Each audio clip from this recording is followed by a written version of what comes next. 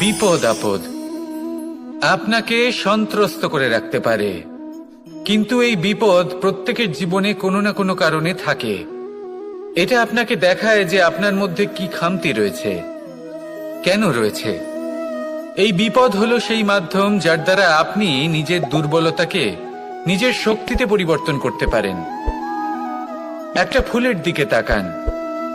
একটা ফুল, তার বুকে যখন একটা সূচ বিঁধে এপার ওপার হয়ে যায়, শুধু তখনই আমাদের প্রভুর জন্য ফুলের মালা তৈরি করা যায়।